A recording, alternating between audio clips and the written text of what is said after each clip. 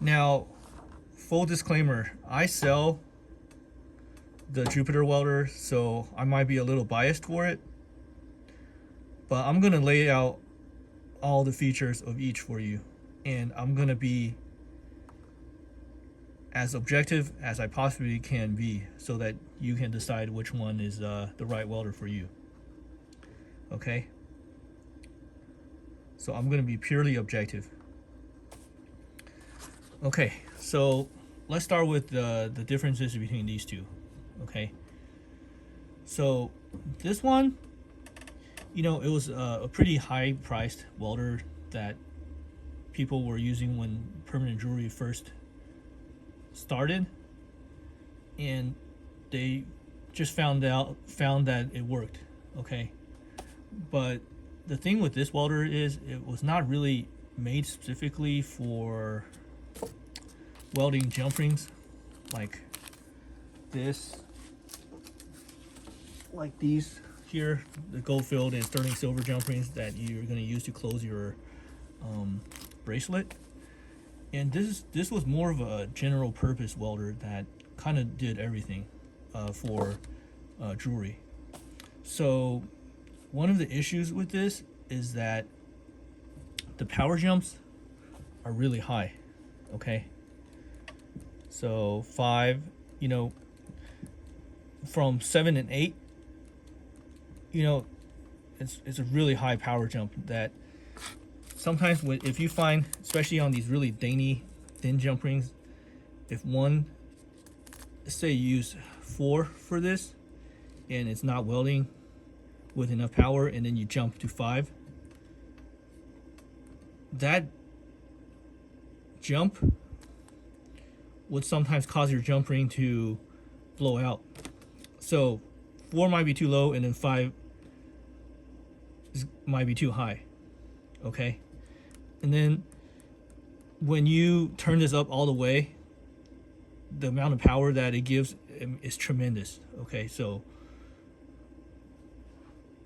it was meant to weld like something really thick, like maybe a setting or something like that, not something small like jump rings. Okay, so because of that, they came out with this PJ permanent jewelry welder, and one of the things they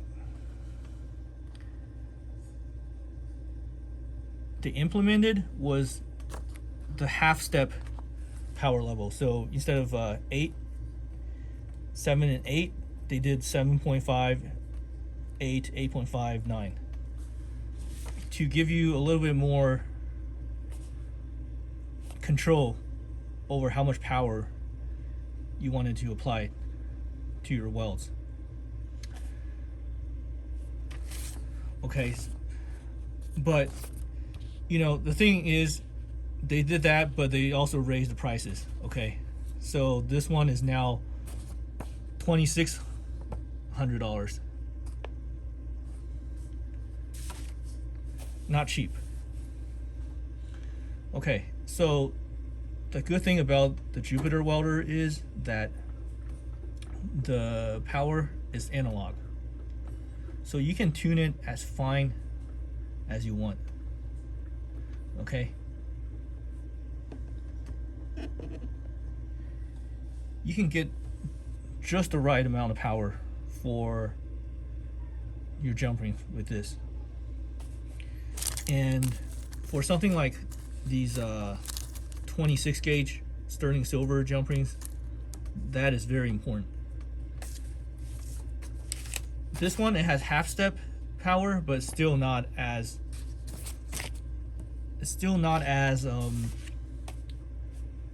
adjustable as this. Okay, so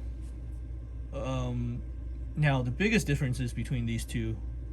Okay, so that was number 1. Okay, number 2 is the stylus and how they work.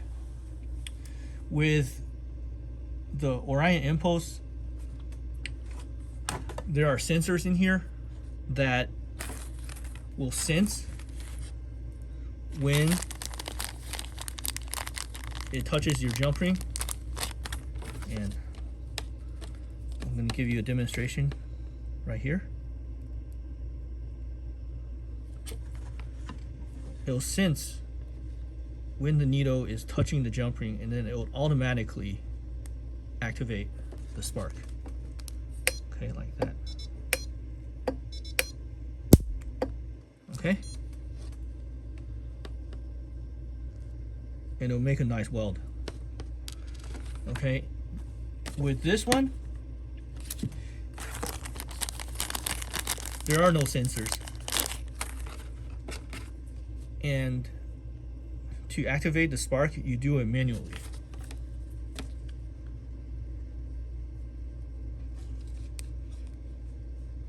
Okay. I should also mention something about how it works. When you touch this to the jump ring, what's going on is that it senses that it's touching, and then it'll retract the needle back about 1 millimeter or 2 millimeters instantaneously and shoot a spark out. Now, to activate the spark, it needs that distance. Okay, it can't be touching, so that's why it retracts the needle back. With this,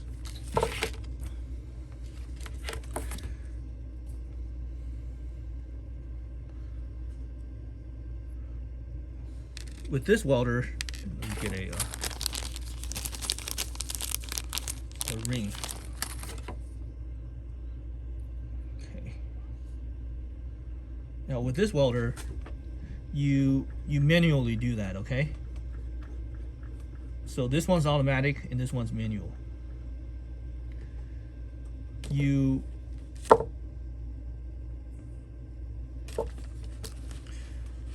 create that 1 millimeter distance yourself and then activate the spark manually, like that. Okay, so that is really the only differences between these two. Okay, the science is exactly the same.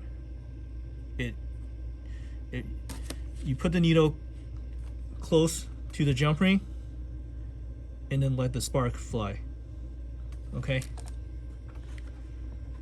so this automatic one, it does make it a little bit easier sometimes, because you can just touch it and forget about it, but it's really not that big of a difference. Okay, you might think that it takes a little bit less, like a little less precision and finesse, but not really. You still have to be careful to make sure that you're finally touching exactly where you're trying to weld, if that makes sense. You still got to be really precise with it. And same thing with this. So pretty much that's the only difference. And on all the Orion welders, they all use this mechanism here. Okay, now there's actually a disadvantage to having the automatic stylus here, and that's that this kind of goes along with the whole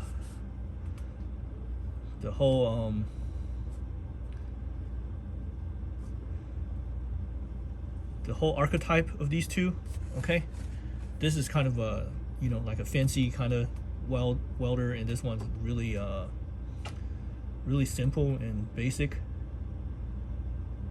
Okay, so one of the disadvantages of having the sensor is that it can break on you. Okay, these kind of things in here, sometimes when it's hot outside or just whatever random wear and tear, it can go wrong on you.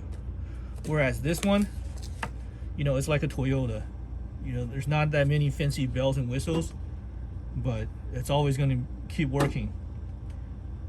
You know, it's really simple. And you know, so going along with that, you know, this has this fancy LCD screen or LCD screen, and you know, this one just has the analog controls, but everything else is pretty much exactly the same, okay? Because at the end of the day, you're just shooting electricity down this needle. So that's pretty much the only difference between these two. Now, we talked about the difference between these two. Okay, so this is just pretty much a fancier this one, and it has really only one feature that's different, and it's a more you can adjust the power more precisely in smaller power jumps. Okay, now if you wanted the same kind of analog power jumps, you have to get their 150S welder, which the power jump is kind of like an analog power jump. You can get all the different power in between, but you know, now you're going to be paying $5,900, which is kind of overkill.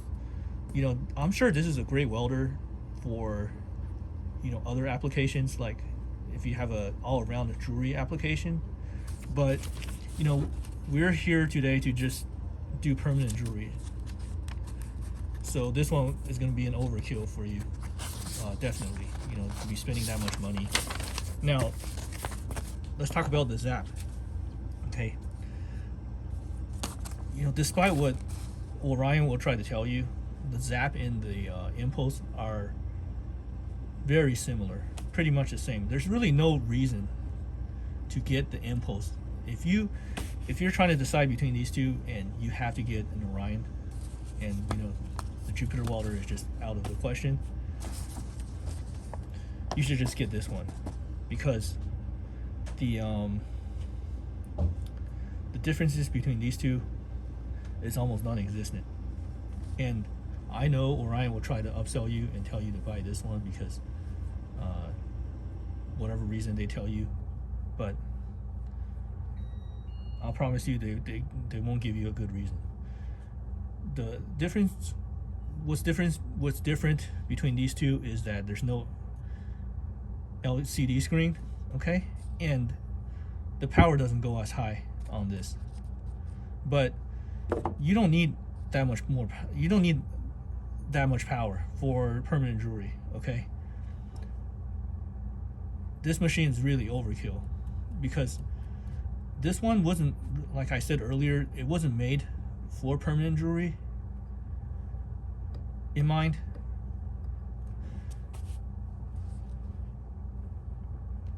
And this one was. So,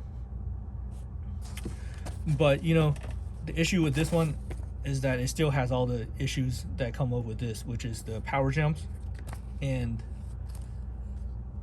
you know, all the fancy stylus and fancy parts that could go wrong on you.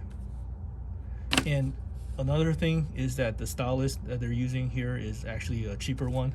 Like they're not going to send you this black one. This one is like the same as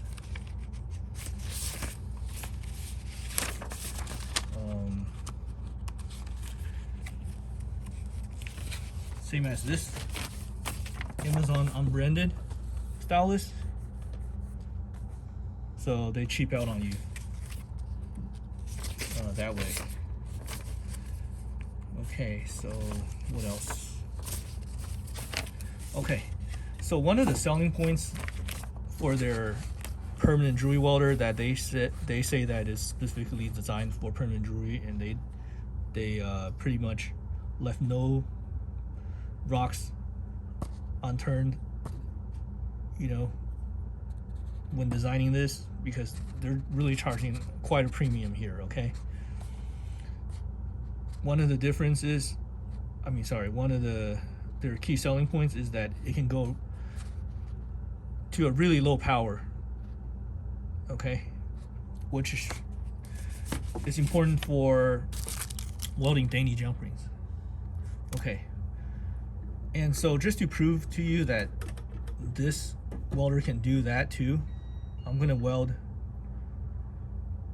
this 26 gauge sterling silver jump ring for you.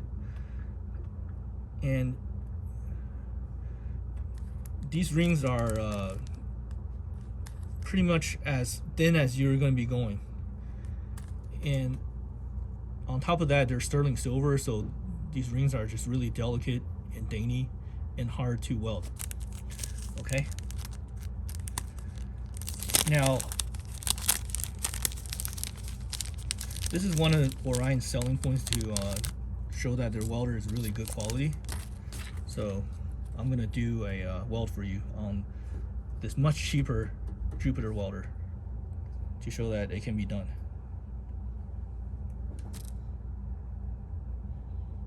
Okay, so, and this isn't even the lowest setting I'm using, so it can actually go lower. I think this can actually weld like a 28, maybe even a 30 gauge jump ring. Okay, so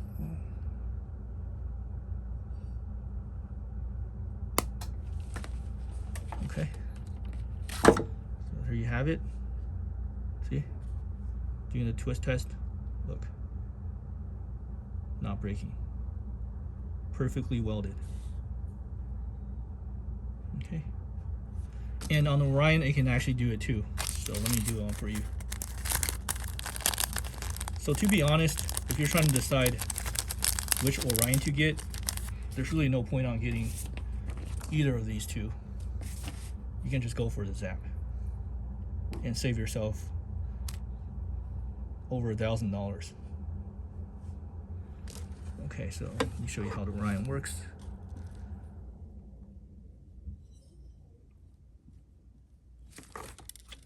Long grounded pliers.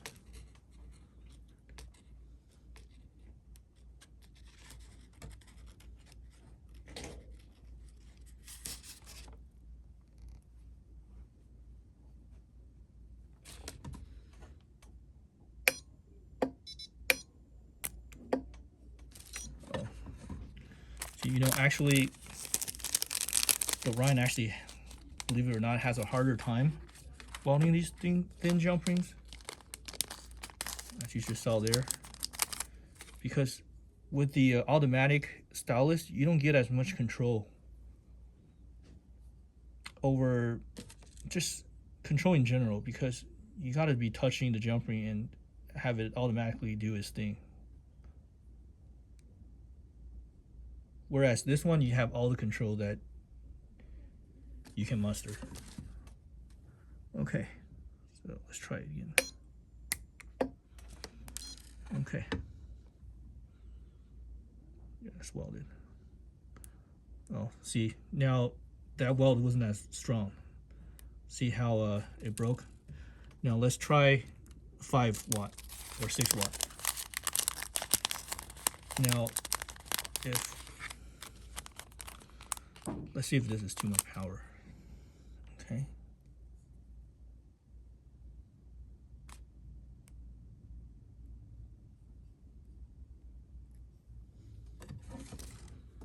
Okay, let's see here.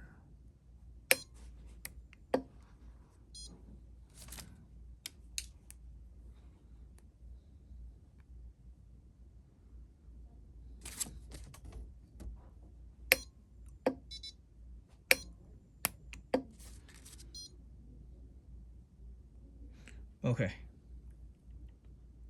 So we got a good weld. Okay. So there you go. Okay, now what else? Okay, now let's talk about this one, okay? To be honest, I think this one you shouldn't even consider, because for the same price, and we'll talk about the prices in a little bit, for the same price you can just get this one. And the thing with this welder is that it was actually an earlier welder that's meant for much less fine work, pretty much. When you're using this welder, you're always going to be using the lowest power, which is 1 in 3, okay? And that works well for a 22 gauge jump ring, but if you want to go lower than that, let's say you want to try to do 24 gauge or even 26 gauge, 24 gauge, it gets kind of difficult. But if you want to do 26 gauge, it's pretty much impossible. It's just too much power. And, you know, going along with that, the power jumps are just unmanageable. They're just too high. So this is actually probably the worst machine for permanent jewelry out of the 5 that we talked about here. Okay, so okay, another thing is that this Orion impulse was actually not ever meant to be mobile, you know, with the argon and everything. Whereas this one was. That's why you have this handle here. If you can see this handle. Okay, but you know, it is very light. So one of the cons of this is that, you know, it might not look as good, and it's a little heavier and bigger than this. And this one is just gigantic. Okay, it's ginormous. It's too big, especially if you're going to be doing pop-ups and traveling. So these two are good for traveling. Okay, so now let's talk about argon. Okay, so another major differences between these welders is that this one and these, all the sunstones in this one, they can use argon gas, whereas this one can't. And you're gonna have people telling you that, you know, argon's important for permanent jewelry or whatnot, but in my opinion, it's not important at all. Okay, it might be important for more industrial welding, things like that, but what you're doing is really simple, you know. And some people will tell you that you're not going to get strong welds, but you know, look at this. This is a 26 gauge sterling silver jump ring, and I was able to bend this all the way. I mean, look how much force and stress I'm putting on the weld. Now, are you telling me that this is going to break on you or your customers? Okay, no way. This is not going to break. This is completely solid. Okay, so why would you be giving yourself all that trouble, dragging around that argon tank, you know, spending all that money? And those tanks are huge, and they're high pressured. You know, they're high pressured. People tell you argon is safe, but the tank is not. Okay, it's under high pressure. You're going to be dragging it around, traveling with it. I mean, it's like 40 pounds going show to show, just for what? You know, what exactly? Like marginally better looking welds? I mean, what's wrong with this? Look, let me do another weld for you on these brass jump rings, and you tell me if this weld is weak. Okay? Because when you're doing welding, the most important thing is that your welds are strong on your customer and they're not going to be falling off. Okay, so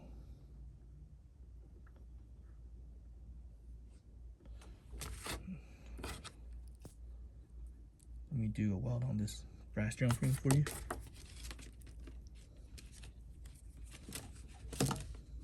And this is the same material as gold-filled rings. Okay, they're brass underneath.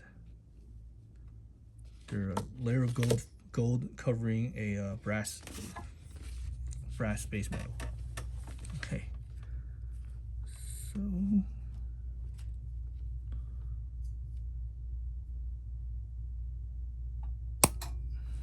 okay, let me show you this weld I made. Okay, so do you see how solidly that is welded? See that crater of melted metal that's solidified? Now that's a beautiful weld. You know,